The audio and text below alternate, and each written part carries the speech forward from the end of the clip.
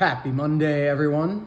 Weekly reflections and insights. This week, we are going to take a deeper dive into the fitness pyramid, focusing this week on diet and lifestyle choices. And I want to open with just an anecdote here. A couple years ago, a friend of mine was struggling with some weight issues and was working with a professional and doing some elimination work, pulling one food item out of the diet at a time and seeing how the body responds.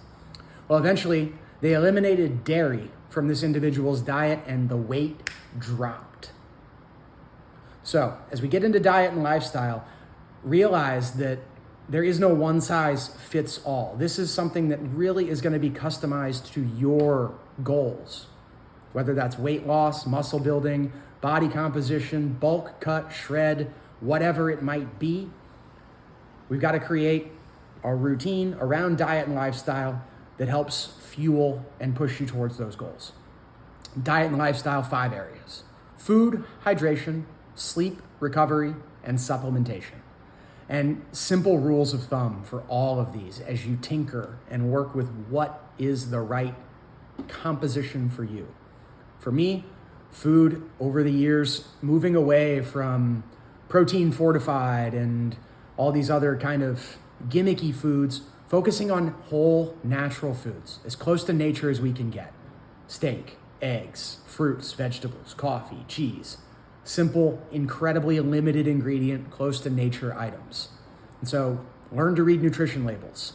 Learn about your macros, your fats, your proteins, and your carbs. You want to track those? That's another tool that you can use. But learn to read nutrition labels. Learn to read what's in the data and then go down to actually what's in the food. Good rule of thumb here: if the first 3 or so ingredients are not a single source recognizable food, it's probably not a great choice. Similarly, avoid the Franken foods and the synthetic, heavily processed stuff.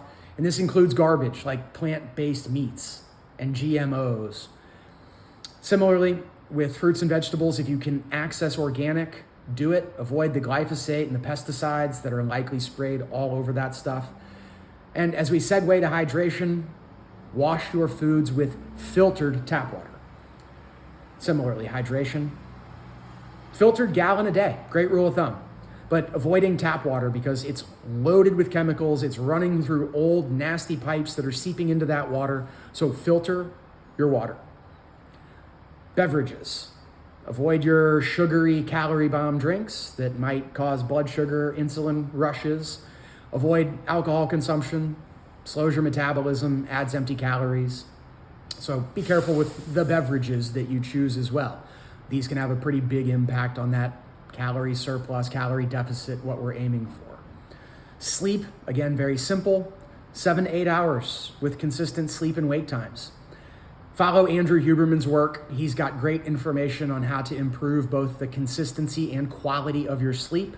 I'll defer to him on a lot of the science and the nuances there, but alarm clock, go down the same time every night, wake up the same time every morning, make it a habit. Recovery. It's not just the physical, it's the emotional, psychological, and spiritual. It's the whole package. How do we perform at our best, and how do we prep ourselves to perform at our best? For me, that's restorative yoga, nighttime stretching, foam rolling, lacrosse ball, meditation, mindfulness, journaling, things like that. How do I keep my mind right as well as my body ready to perform? Lots of modalities out there for you. Again, recovery is going to be highly nuanced for the individual. Cupping, massage, scraping, cryo, countless ways to incorporate these into your routine, countless modalities that are out there. Find the ones that work for you. And then finally, supplementation. Keep it simple here. Don't go blowing $1,000 on supplements because you think they're going to be a quick fix. They are not. Supplements are there to work at the margins. For me, that means coffee, whey protein, a complex carbohydrate supplement, and creatine. That's it. No pre-workouts, no fat burners, whole foods, hydration, supplementation's about that last 5 or 10%. That's it. So again, don't go looking for these quick fixes, and be mindful of those ingredients that are in your supplements, especially if you're a competitor. Last thing you want to do is get yourself banned because you took an unregistered or unregulated supplement with some goofy ingredients. And then finally, Be mindful of the other things that you consume. News, social media, these can put you into a pretty negative mindset, a pretty negative victim mentality. That's not going to help us move towards our goals. That's not conducive to a healthy lifestyle. So, mindful of what you consume. Surround yourself with positive people who are going to hold you accountable and push you towards your goals. That's diet and lifestyle in a nutshell, folks. This is 80% of your success in the arena of fitness. And 80-20, the Pareto principle, is the rule that we want to try to follow.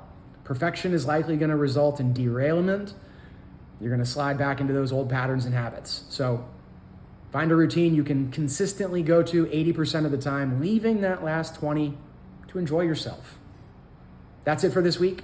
Questions, comments, feedback about diet and lifestyle, reach out. I'm happy to be a resource in any way I can. Have a great rest of your day, great rest of your week, and I'll see you next time.